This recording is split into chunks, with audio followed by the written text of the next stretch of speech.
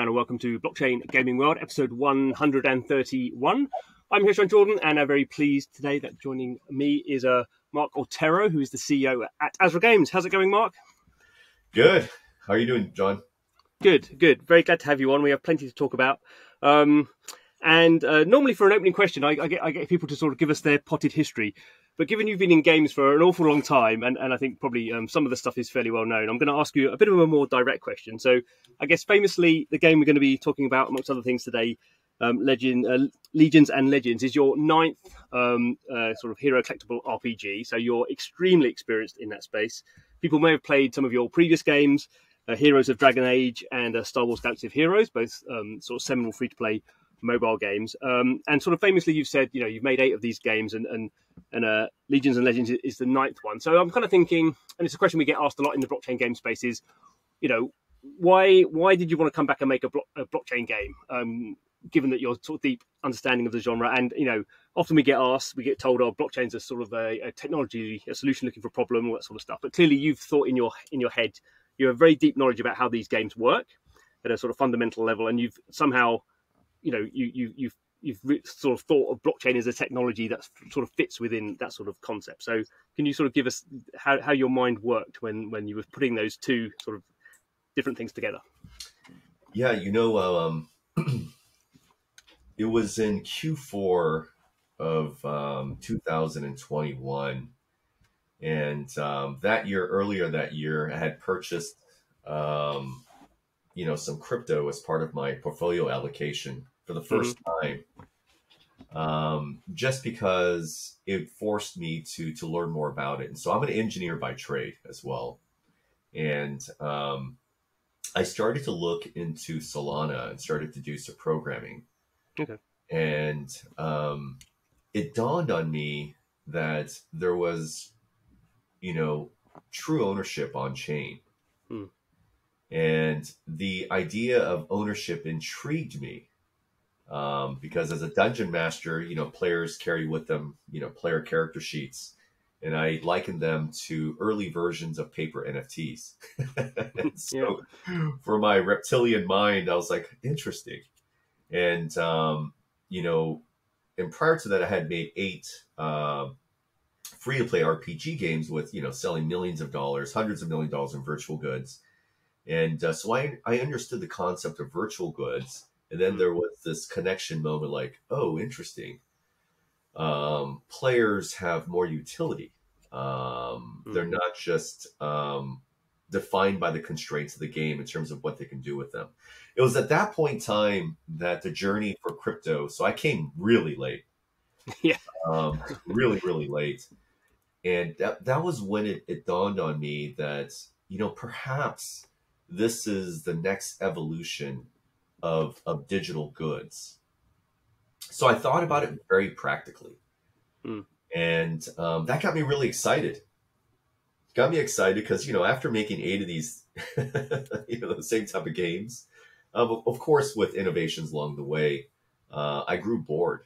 And so it was really the challenge and the opportunity to investigate this new technology that piqued my curiosity.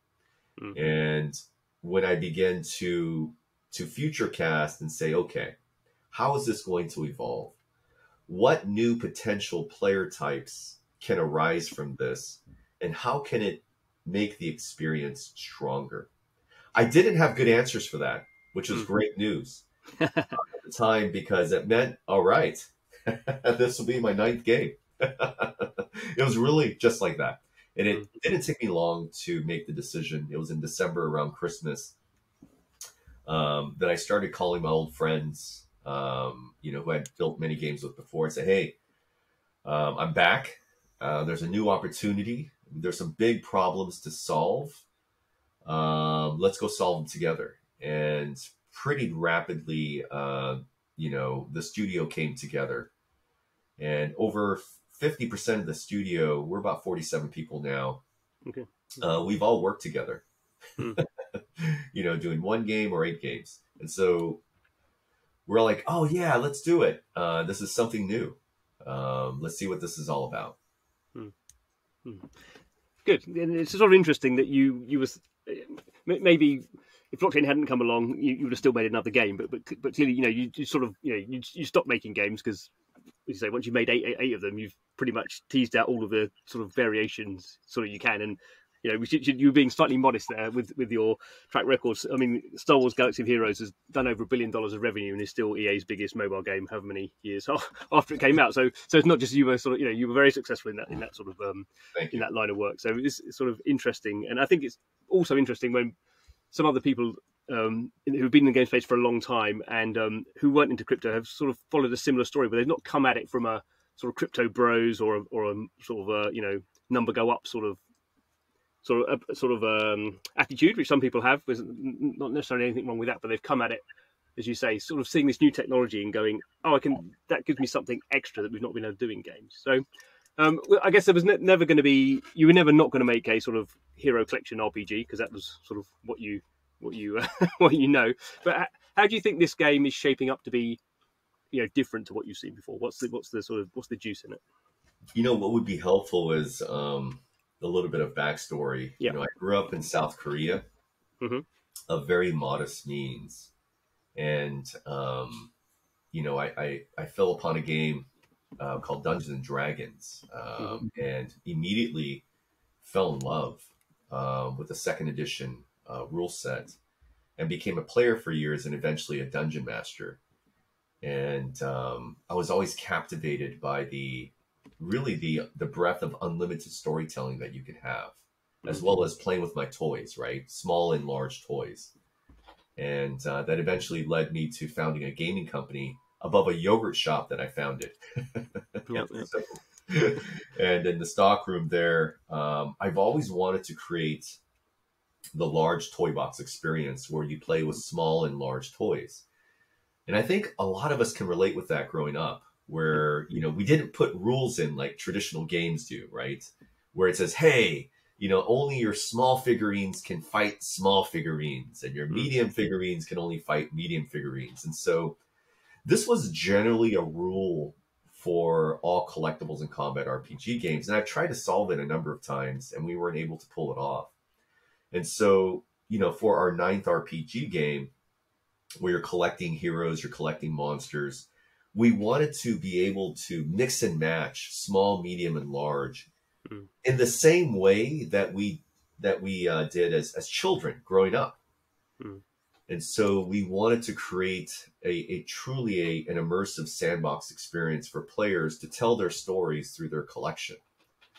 And so in addition to Web3 and the potential benefits it can provide for games, it was really the large toy box experience that inspired me to give this another crack.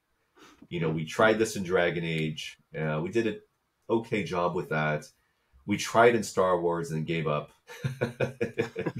And so this was something that I knew that I'd eventually return back to again. And I believe we have good solutions now that are balanced quite well for our 9th game. Well, I guess it's always helpful not to be using. I mean, obviously, one of the success reasons for Star Wars was using the Star Wars IP, but equally that comes with its own restrictions on sort of the sort of stuff you can do.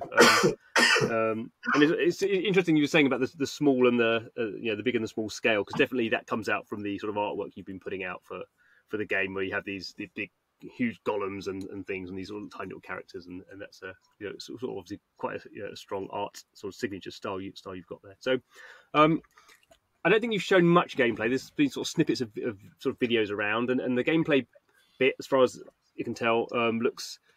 I mean, maybe it's wrong to say sort of like a sort of standard sort of RPG type thing. Would you say that the innovation is not really happening on the gameplay side of things? The gameplay, obviously, you need to have an exciting sort of game, but it's more around the sort of the thematic side and the ownership side is where you're really trying to sort of leverage the new opportunities. I would say that, we're still very early in the development process, and we're going to show a lot more towards the end of this year. Okay. But it's incredibly difficult to balance small, medium, and large figurines. And I believe we have the right approach. And so for us, the first thing that, as part of a sequencing is we've got to get the player controls down right and the camera so that the camera system is smart enough to know when to zoom out, change its positioning, not only depending on what's happening in the environment and what you're up against, but also too the size of the character that you decide to summon or bring into battle. Those are not easy problems to solve, and so everything that we've shared so far is really answering questions about the perspective of the camera, the player controls, because without mastering that and doing that well, nothing else really matters, right? Yeah. Players, when they feel it, they're like, this is kind of janky, or, the player doesn't feel really grounded to the ground. I mean, these tiny little details, they matter because you're making a first impression, and games are so damn competitive. So once we get that just right, we then begin to introduce other concepts for the player, including golems, big things and small things, and to really balance that out, and then also release and test parts of that to some of our fans. And so for me, it's more of a sequencing of what we're doing. I was like, do we get the art style right? Do we have enough polygons on the screen? Do we have the art budget? This is going to be a mobile first game. And so we're really pushing what's possible on mobile devices to the max extreme. All these things are difficult to do. And so, but we're definitely on track. I'm very happy with where we're at with the art style of the game. We were, deeply inspired by Elden Ring. It's a great game. We're deeply inspired by player controls of a lot of different console games, and we're bringing that feel and that quality to the mobile device, in addition to the large toy box experience. And so there are a number of innovations here when you take them as a whole, in experiencing a new game for a player. And so there are many tough challenges for us ahead. But we have spent a good amount of time for smart thinking of how to overcome these things and to deliver a balanced, satisfying experience that's familiar yet unique at the same time. I guess for all game developers, but especially you're talking us through there, which is you have a fundamental aspect of the game, which is how the camera's going to work out, which is sort of a key part of how the player interacts with the game, and that's going to take you however many months or years to sort of sort out. And once it's sorted out, the player will just take that as a given, and it will seem like, well, that's the camera. I mean, why is that a problem? It's just a good camera system, and you'll be like, no, but that took us like a year. You didn't see the 99 other sort of broken things that we had to get through. But I guess that's just the part of being the game. I guess the standard is you shouldn't have to think about the camera system. It's so good. Yeah, that's our benchmark. So we've sort of spoken a bit about this being a Web3 game. You've not really spoken, I don't think, in much detail about that sort of stuff. You do have a PFP NFT collection called the Hopeful out. So I guess if we can talk a bit more detail about how do you see how do you see, why do you have a collection like that? Because those are not, as I understand them, going to be they're not characters in the game. They're more like a a badge of community sort of status there. So can you talk a little bit about why you took that approach, and I don't know if there's anything you can say at the moment about sort of how you actually see the sort of eventual use of this sort of ownership in NFTs. Is it just you own characters in the game, or sort of deeper than that? Because we have such profound respect for not having all the answers in Web3, we wanted to provide a gift to the community where, they had a game pass, as opposed to an in-game asset with unknown unknowns about the game that we were making. And so, for us, and this is something that we see, I think, in the first generation of potential Web3 games, is that when you make commitments to the community, and you start pre-selling in-game assets, Mm. you put yourself in a very tough position, in my opinion, where now the players have an expectation because they paid for these things, these in-game assets, and they have expectations of the type of game you're building. And the developers feel an incredible urgency to get something in the hand of the players because the players are asking, when is the game coming out?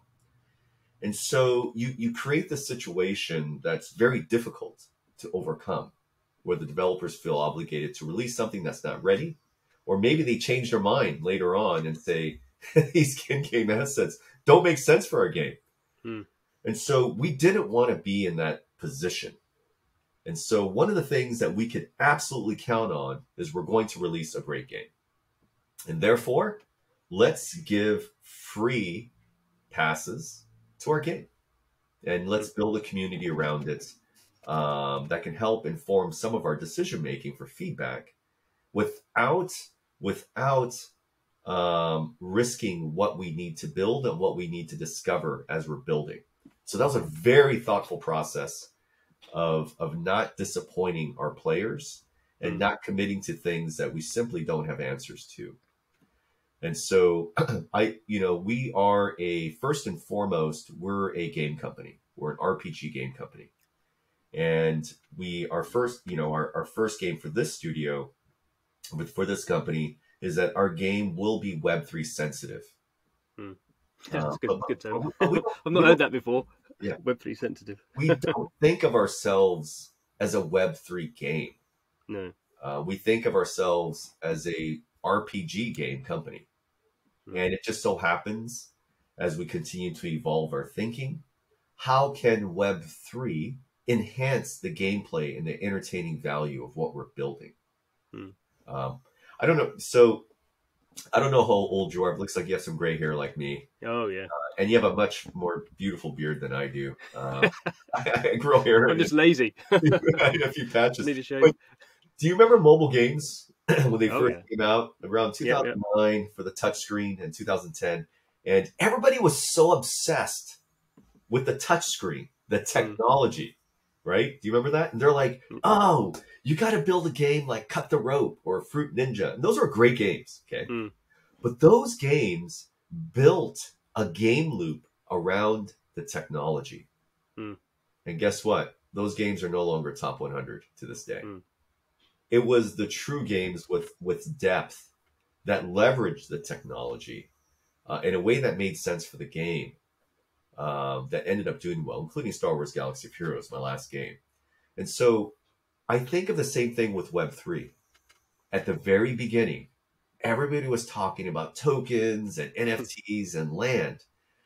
And they were centering the technology and then building a game around that. And I think we're now in the next cycle for Web3, where people are now thinking about the gameplay first and the traditional fun aspects of the game. And then they're thinking about how to utilize this breakthrough technology to enhance the player experience. And so we're in Web3, we're going through this a lot faster. It's contracted than we went with mobile. And so hopefully that helps. This is why we say we are Web3 sensitive. We will never do anything within our game that takes away or corrupts the entertaining value of a game, because we believe one of our principles is that the game, for it to be sustainable, it must be grounded in traditional gameplay and fun, first and foremost. And let that become the engine that drives the ecosystem around it and within it. This is why we say we're Web3 sensitive. And I guess compared to, I'm trying to remember back, but I don't remember for Galaxy of Heroes there being a lot of sort of pre-talk about that game, because obviously it was a sort of sensitive game in a license and sort of stuff. So obviously this Web3 building blockchain games is very different, because you have, for your example, you have these PFPs, but in general, sort of everyone talks about community as being very important. Have you actually found that to be sort of a helpful thing, or has that been maybe less of a helpful thing? How's the sort of making a game in the open when you, particularly at the beginning, when you have all this sort of uncertainty, or you sort of have certainty where you want to go, but you have all this uncertainty about how to get there. Has that been helpful, or has that just felt like a bit too pressurized? So first, in answering that question, we have to define what good looks like. Mm. And so let me define what good looks like to us. Mm. What good looks like for us is, do we have an avid fan base in the thousands that can help provide us feedback on the game we're making? That's one. Mm. Two, as we begin to build this game, can we increase the number of players who are going to be available to play the game and want to play the game when we release the game? Mm. And so let's go back to the first point in terms of what good looks like. Because we have, we released 5,555 free mints, and but there's about 2,000, a little over 2,000 holders. That implies that we'll have potentially anywhere from 500 to 1,000 people who can test the first, release of our game. When I say release, I mean test release, and then we're going to take it down towards the end of the year. So for me, that's what good looks like for community. Okay. And it looks like we're going to achieve that goal. And so, a lot of people talk about community, and I think they mean a lot of different things. Mm. And so, for example, if you are a high-end NFT project and you continue to mint new things and your NFTs mint other things, and then you have these mini games, for them, community is everything. Mm. And so they have a very different definition of what good looks like. And so, the short answer to your question is it depends. For us, we have defined what good looks like. And yes, for us, community is important for the reasons that I've outlined. Mm-hmm. So you haven't, in no way have you found it sort of a distracting sort of thing where every day you go into your Discord and some people are asking difficult questions or stupid questions, whereas if you were making a Web 2 game, you would probably start making the first year of the game, you wouldn't have announced it at all, and then you would have been, it's just a very different way of sort of building when you're building with sort of blockchain assets, I think, or within that sort of ecosystem. I think because we have managed the expectations that these NFTs are game passes, and because we gave these for free, and because these are not in-game assets, I think the expectations are very different if these were in-game assets and we made elaborate promises. Yeah. And so we didn't do those things. This was a free mint. So what we're finding with our community is that they're incredibly patient. And we do release test art and test things within our Discord. And we do that because, we have holders of PFP who are engaged and they provide us feedback. A great feedback loop. And so I'm very grateful that we have this community because they have been very helpful in answering some questions for us. And so we have a different type of relationship with them than, say, perhaps another game team who did things differently, who could be more demanding, who could expect more things. And so we have a different community, and it's because of how we set it up from the very beginning in terms of managing expectations.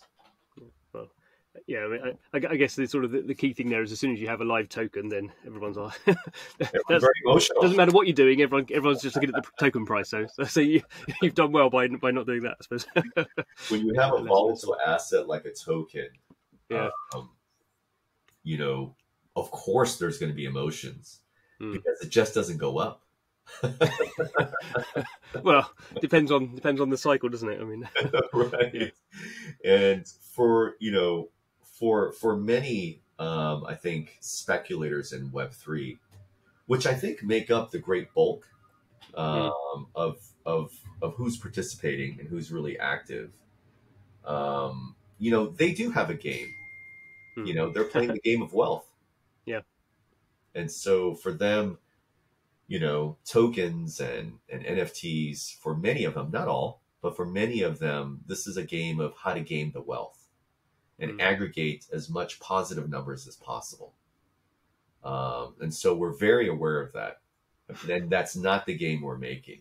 No. You know, this is not a game of wealth that we're building. We're building a game that facilitates fantasies, and not generating wealth. That is not our design at all.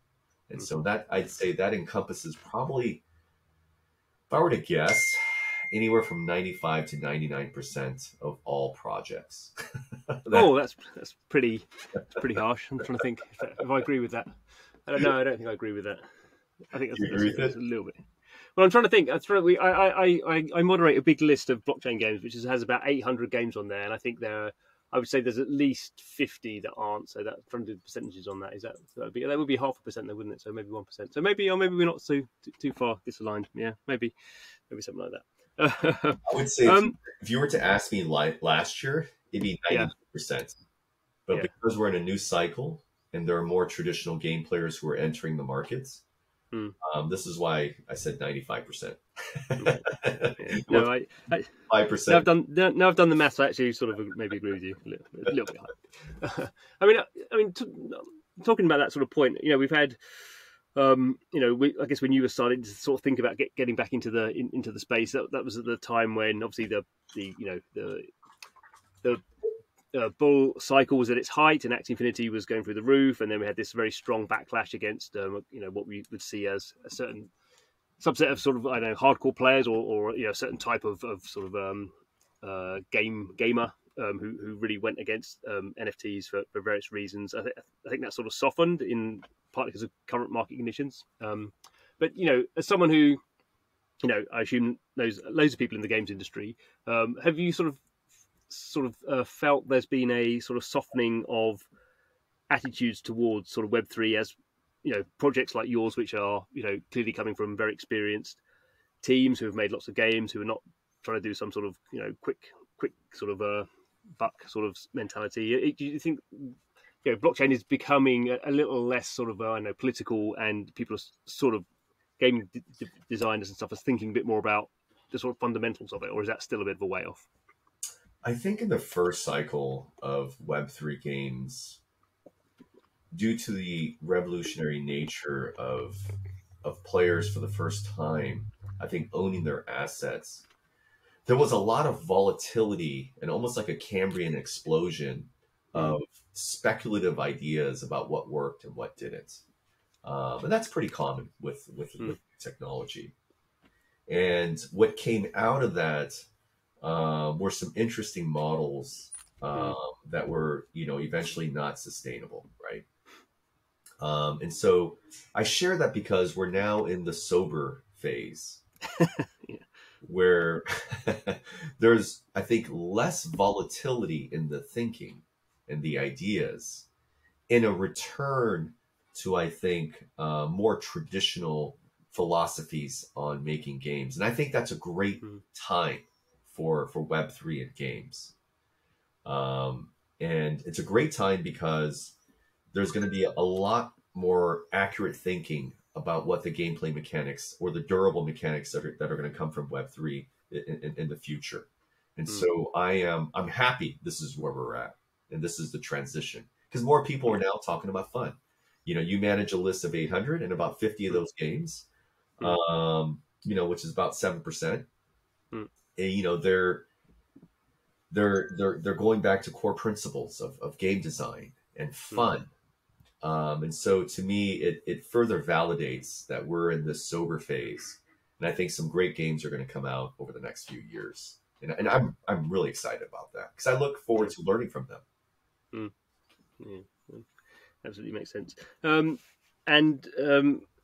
do you think at some point, I don't know if you can answer this for your particular sort of project, but at some point, do you think that something like having an in-game token that is a cryptocurrency is something that sort of blockchain games need to do because that sort of ties the economy together? Or do you think that's sort of too reductive thinking on my part, and actually there's a whole bunch of different ways in which you can use these sort of assets, whether they're NFTs or tokens or whatever, soul-bound tokens? Or so the way I think about it is I ask myself, what is the utility of this token. But to answer that question, we first have to ask ourselves, what is the game pattern for the game that we're building? Yep. And then we ask the question, how does the token facilitate more fun within the game, right? Okay. And so we have our own tokenomic design that does that, called the token of fun. And this is why we say that we're Web3 sensitive. This is something that we designed in July, August of last year. And once we designed this and we were happy with it, because it facilitates the traditional fun within the game, we moved on. And we kept it in a box that we're going to come back to again. We can ease our mind in terms of how we're going to utilize it in a way that really focuses on utility for the player. And so the way I think about it is, when players come into our game, they're not going to know they're playing a Web3 sensitive game. It's going to have an easy onboarding process. We're not going to ask you for your wallet and all that stuff. There's no hurdles or gymnastics to get into the game. And so players are going to go into it and feel like a traditional free-to-play game. And it just so happens that as they fall in love with the game, for the players that do, they're going to discover that the world itself is Web3 sensitive. And it could be also token sensitive. And so this is, now you understand why we call it Web3 sensitive. And it's because we literally mean that. And so that is our current plans. And that's how we're doing it. And we could be one of the first companies to implement it this way. Where the token itself, should we do it, is a literal mathematical proxy for how much enjoyment players are having with the game. And I think that's the way it should be, as a utility of fun. Very intriguing. I'm trying to think in my head how that would work, but we'll have to wait until you break open that box, I guess, a bit further down the line to to see how you're doing that. Yeah. That's excellent. Thank you very much for your time, Mark. That was really fascinating. Oh, you're very welcome, John. Thank you for having me on your podcast. No, we'll have to come back at the start of the year when the playable's out, and the first playable, so we can have a dig into it there. And of course, if you want to have access to that first playable, as I say, the what they're called now, on the Hopeful NFT collection is around on Ethereum. I think last time I looked, floor price is about 0.25 ETH. So I mean, not nothing, but equally not one of these crazy prices. So you can, I guess, look at the artwork and the stuff that Azra Games are putting out, and try and work out if you think your fun quotient would be enough to want to get in there early or not. Not investment advice. Fun. You wouldn't have investment advice. You'd have fun investment advice. I'm seeing all the way all this sort of fun stuff can sort of spiral out of control. But anyway, thanks very much to Mark for his time, and thanks to you for watching, listening, however you're consuming the podcast.